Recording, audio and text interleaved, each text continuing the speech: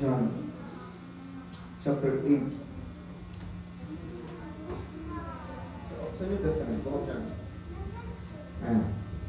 31 verse, chapter 8 verse 31. Para sa natin. 8:31. Yeah.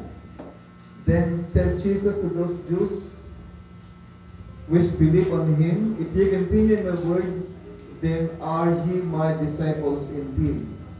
And ye shall know the truth, and the truth shall make you free. They answered him, we Abraham's seeds, and were never in bondage to any man. How sayest that thou shalt be made free? Jesus had answered and said, verily, verily, I say unto you, whosoever committed sin is the servant of sin. And the servant abideth not in the house forever, but the Son abideth ever. If the Son therefore shall make you free, ye shall free indeed. Heavenly Father, Panginoon, salamat po sa mga ganito, sa iyong presensya, Panginoon, sa kapala mo sa bawat isa. For those, Panginoon, that are in bondage, Panginoon, na iniligtas mo, Panginoon, sa mga bagay na ito, Lord. Salamat sa iyo, Panginoon, dahil kung di mo kami iniligtas, wala kami sa mga ganito, Panginoon. Salamat sa iyo, Lord God, the glory and honor is to you alone. In the name of Jesus Christ, we pray. Amen. Mo po, mga kapatid. Isang magandang umaga po sa inyo lahat. At bumabati na rin ako ng isang masayang kaarawan sa ating kapatid, si Kuya Mark. Panginoon. Yung birthday na ngayon, supposed to be, dapat nasa pamilya ko eh. Amen. Kasama natin siya. Amen. Sa pamilya ng Diyos. Amen. Amen. Hallelujah. Puli natin, Panginoon, binibigay niya ang kanyang panahon. Hallelujah. Bilang para pasalamat niya sa ating Panginoon. Wala pa testimony si Kuya Mar? Kaya mo na, wala sa ating tawagan si Kuya Mar. Amen. Para masasabi naman anong hiling niya sa ating Panginoon bago tayo magkakaroon. Ano ba? Meron siyang request.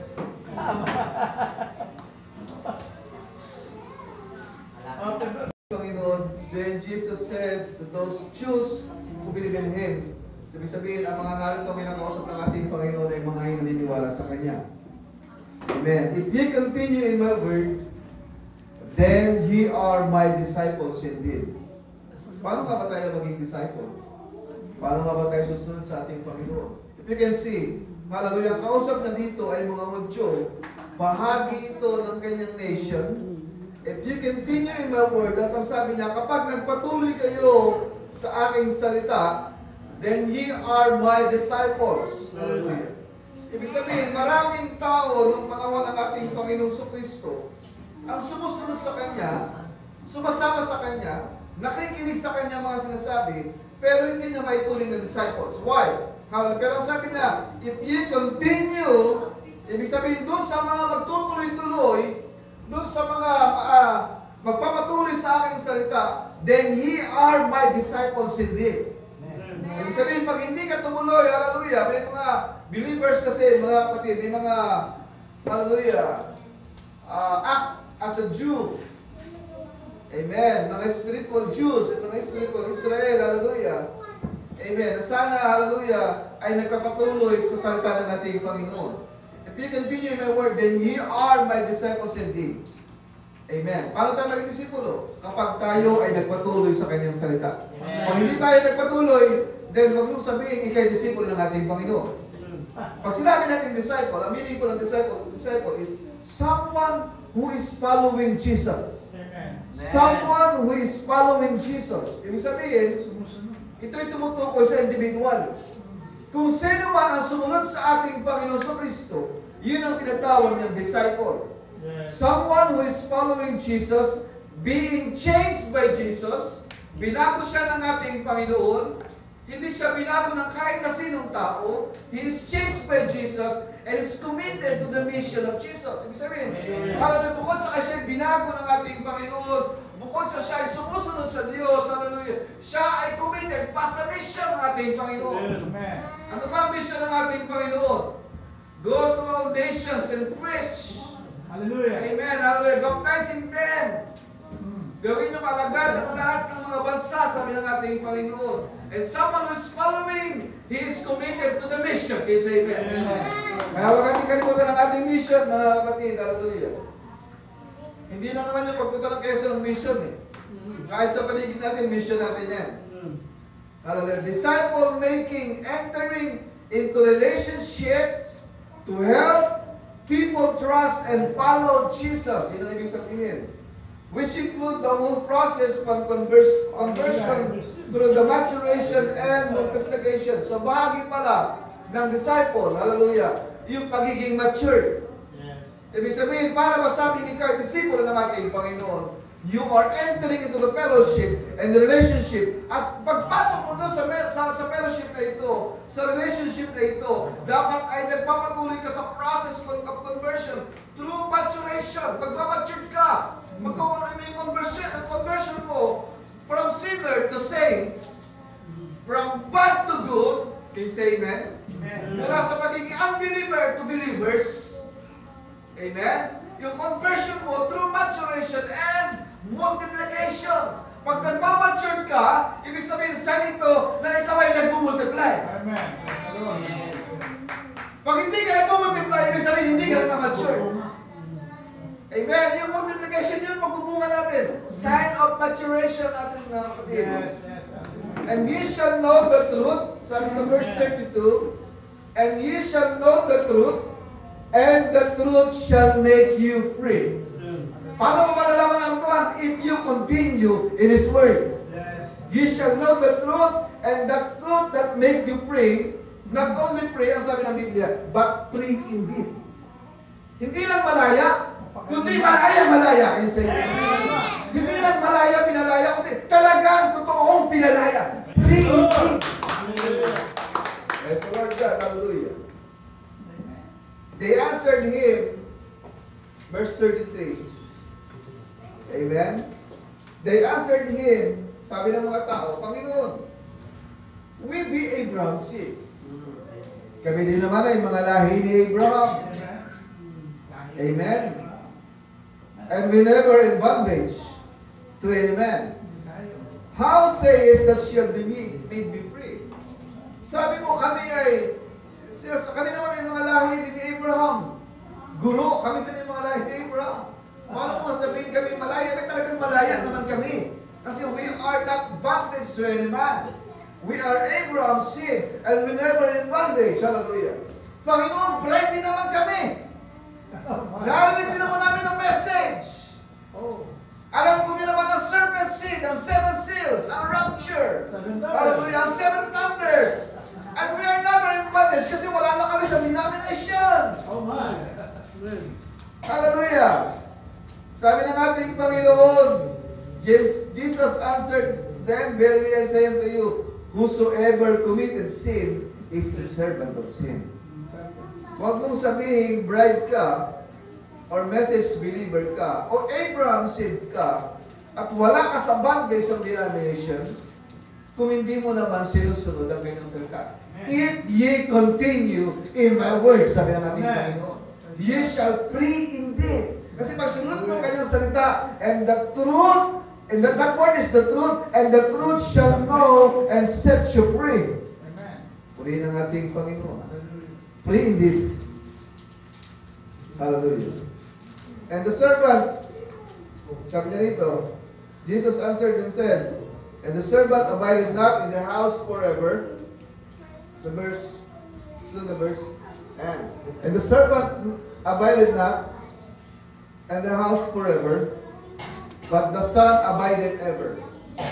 Ang mga alipin ay hindi nananahan sa bahay magpakailanman. Hallelujah. Kundi ang anak ang nananahan magpakailanman. Ibig sabihin, kapag ka ikaw ay dating alipin, hindi ka pwede mag-stay sa house of the Lord. Sino na mag-stay? Kailangan ang anak ang mag-stay. Ang anak ang nananatili sa bahay. If you consider yourself as sons and of God, sons and daughters of God, mananatili ka sa bahay ng ating Panginoon. Amen. Hallelujah. The servant abided not in the house forever, but the Son abided ever. If the Son therefore shall make you free, kung ang anak, hallelujah, ang naging dahilan ang paglaya natin, hallelujah, at ikaw ay bahagi ng anak, ang anak ng ating Panginoon Kristo, kung ikay bahagi ng ating Panginoon Kristo, at sumusunod ka sa kanyang salita, you abide forever in the house Mananatili ka sa bahay ng Diyos, hindi ka mawawala. Amen. May dumating mang pagsubok, may dumating mang problema, sigalot, away, hallelujah, hindi pagkakaunawaan. If you are the sons of God, you abided forever. Sabi dito sa isang quote. Amen. Sabi niya, Moses had an understanding that he was able to deliver the teaching of his mother. He had the understanding that he had the education that didn't work. Sabi niya, si Moses daw, mga kapatid, marunong siya, matalino. Amen? At alam niya, ang tulong ng kanyang nanay, kasi he was the deliverer. Amen? He has the understanding. Meron siyang education. Kaya niya magpatayo ng mga malalaking gusali. Ano siya eh, mahusay siyang architect. Matalino siya. Nag-aaral siya sa paaralan ng mga Egyptians. Amen? But yung understanding ni Moses, it didn't work. Amen? It didn't work. So he had to forget all of it. Kailangan niyang kalimutan ang lahat ng ito and come to the simple thing of taking God. Para maunawaan niya ng simple ang bagay ng kalooban ng ating Panginoon. Amen. Minsan, pinapangunan natin dahil sa karunungan natin, gusto natin pangunahan ng ating Panginoon. Amen? Sa karunungan ng tao. Maraming tao ngayon ang ganyan. Ang daming-daming lalo ngayon, mga nagagalap sa ating paligid, di ba? Ayun nga, sinisisi na si Elon Musk pagkasunog ng Los Angeles, California. Amen? Pagkatapos na maibenta ni Elon Musk ang kanyang mansyon doon sa Los Angeles, California, sa may lumipat ng Pilipinas, at dito nagpatayo, abay, bigla na suko. A couple of days, ay nasunog ang buong Los Angeles. Amen? Hallelujah. It's understanding that he had education, but it didn't work.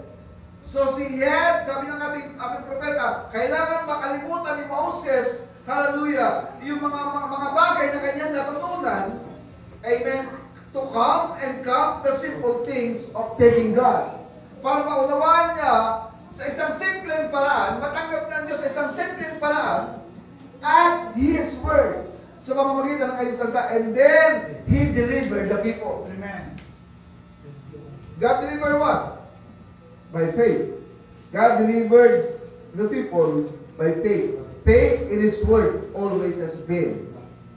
Amen. Sabi niya dito sa preaching niya Elijah, noong 1955, sabi niya, the very enemy, the very godless, naalala niyo ba, may isang TV host sa Los Angeles na nagsabi na yun daw, yung mayaman na binanggit, has 3 mentions.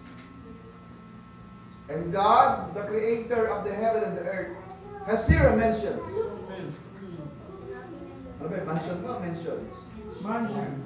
Sabi mo ito, mention to, pero siya sabi mentions. Okay?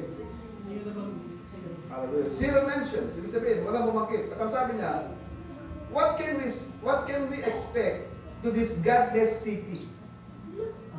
Ano ba nga naman ang inaasahan nila sa isang syudad na walang Diyos? Ibig sabihin, alam nila na Los Angeles, California ay isang klase ng syudad na hindi naniniwala sa Diyos.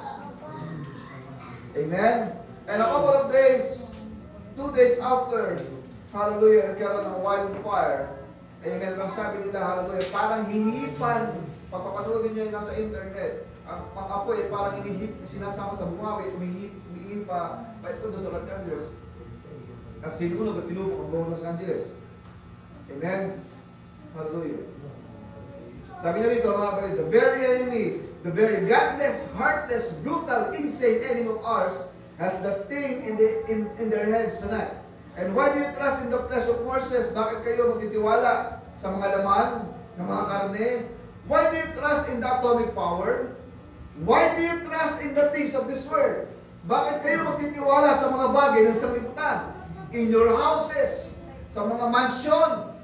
Huwag kayo magkapalatag sa mga bagay ng sanglibutan at sa inyong mga tahanan, in your places, in your position. Sabi niya dito. Take God at His Word. Tunin niyo ang salita ng ating Panginoon. And ride it through the atom yonder and the spear yonder in the heavens. Whatever God has promised, God will do. Purihin natin ito. Amen.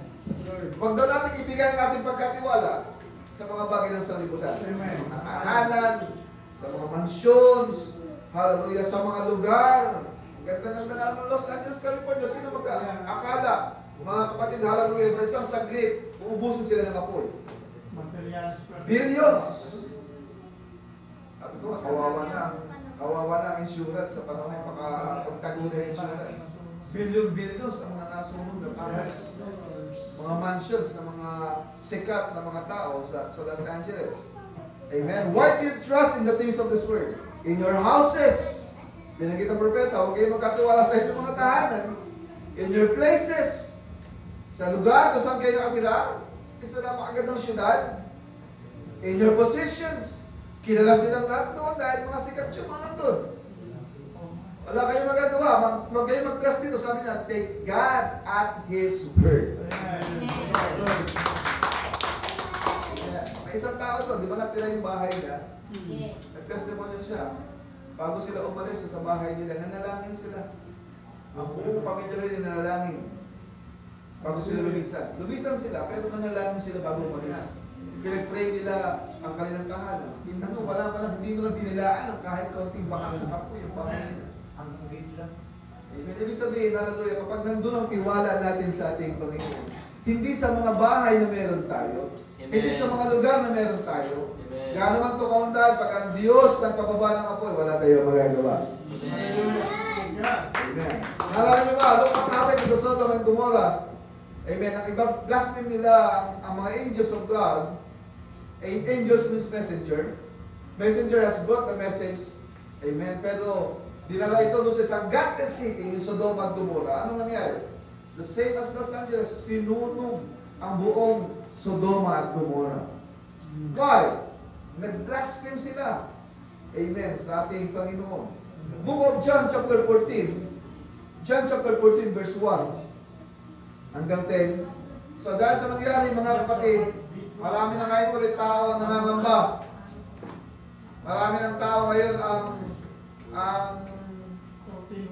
amen, nag-iisip hallelujah, para sa kaligtasan nila.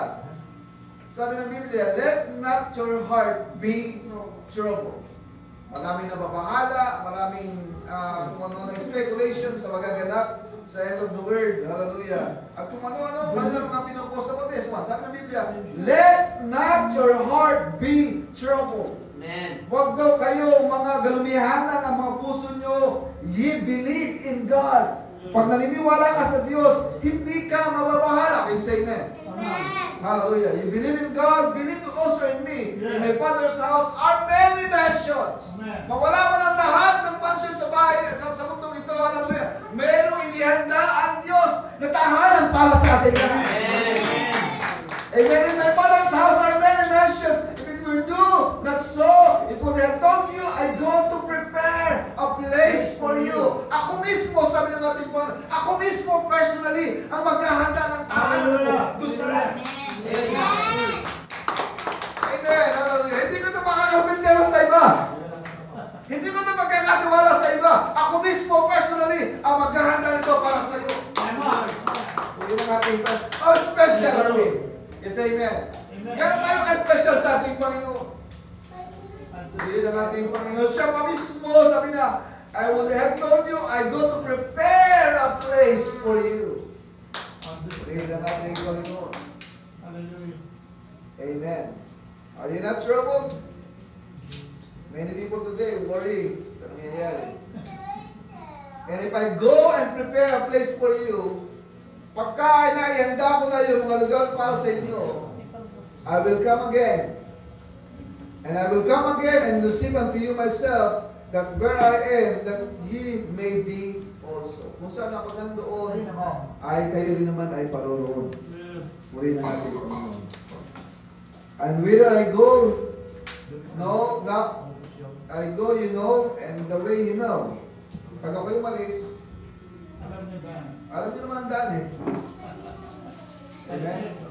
Pag ako'y umalis, alam niyo ang daan. Pag yung sabihin niyo ang daan, alam natin ang daan. Sabi ng alagad, sabi ni Philip, Lord, show us the Father. Tumas. Sabi ni, ay tapos natin. Tumas sir. Sabi ni Thomas said unto him, Lord, we know not whither you go, hindi nga namin alam paano kung saan ka pupunta. Amen?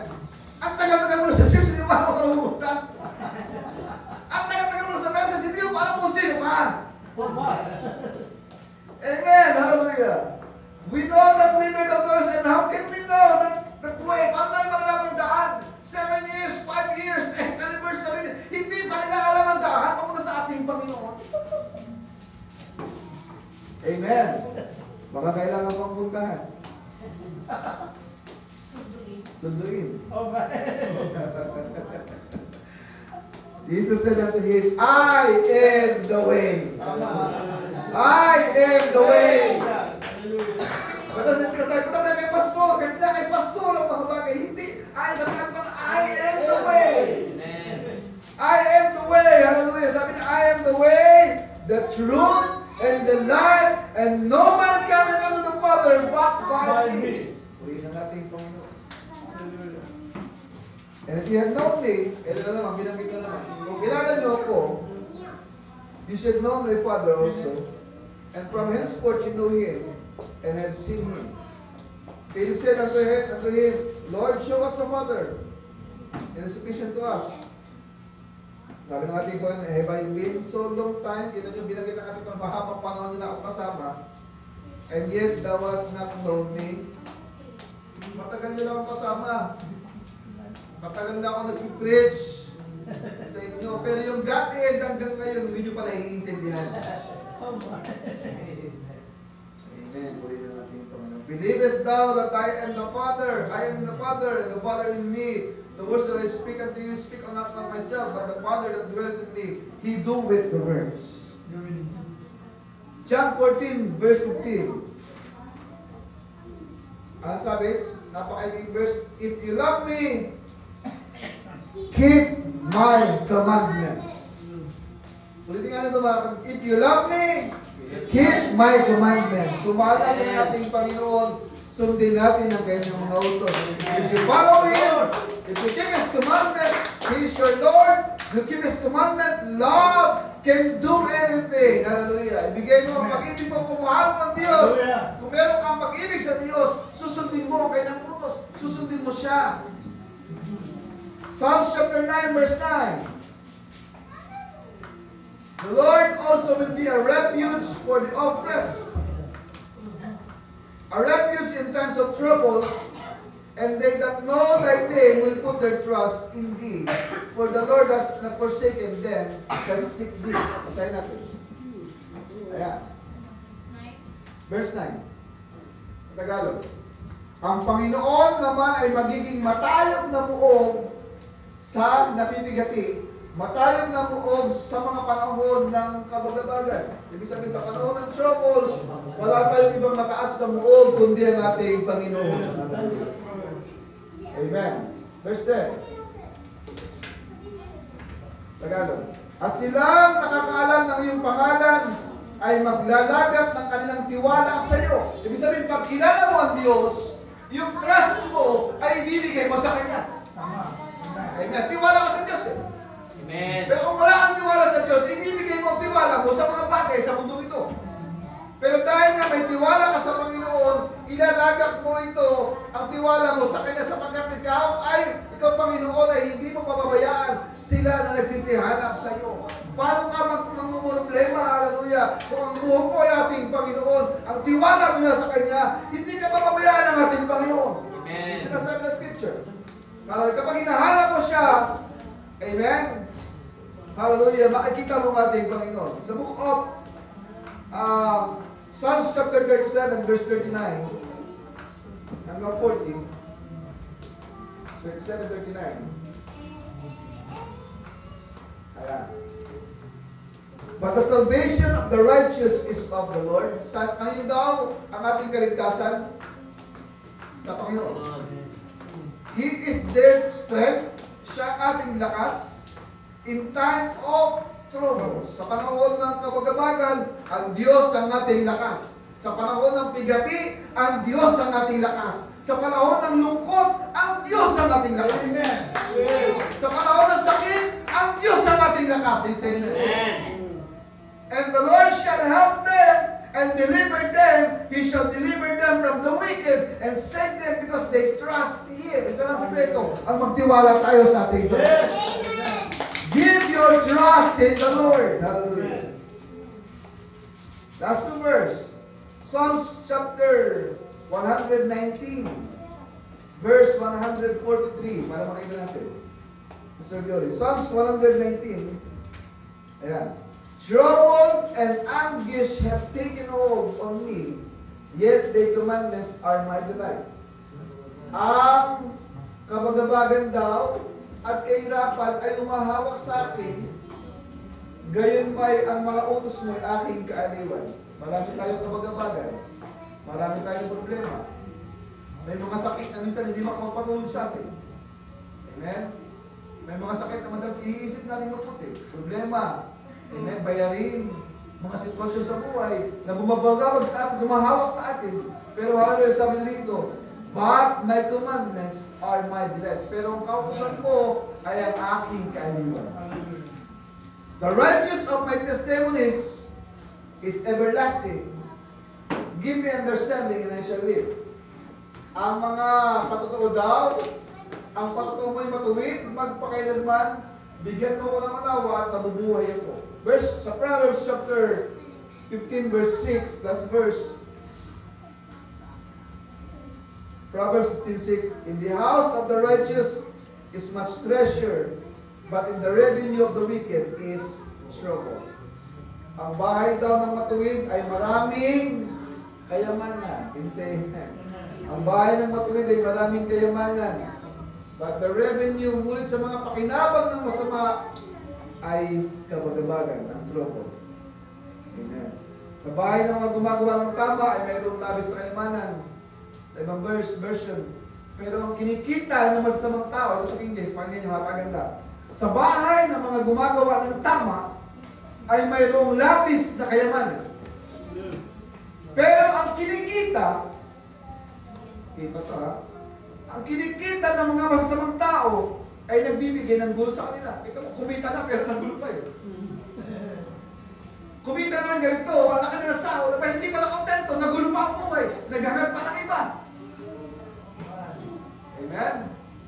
Hindi pa sapat yung pagkayamanan na galing sa ating Panginoon. Hallelujah. Sa mga gumagawa ng tama, mayroong labis sa kayamanan. Labis sa kanila ito. Pag sila tama ginagawa nila, pag sila sumusunod ito, sinisin nila yung blessing na Diyos sa kanila, kahit sin nila, labis ito sa kanila. Pero yung mga gumagawa, dumikita ng mga sasamang tao, nagbibigay ito ng gulo sa kanila. Ibig sa matahimik, kabay lalong ng problema.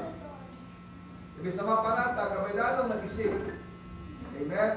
Pero puri lang ating Panginoon, hallelujah, sabi niya rito, sa mga sumusunod sa Kanya, amen, siya yung refuge sa panahon ng ating mga pagsubok.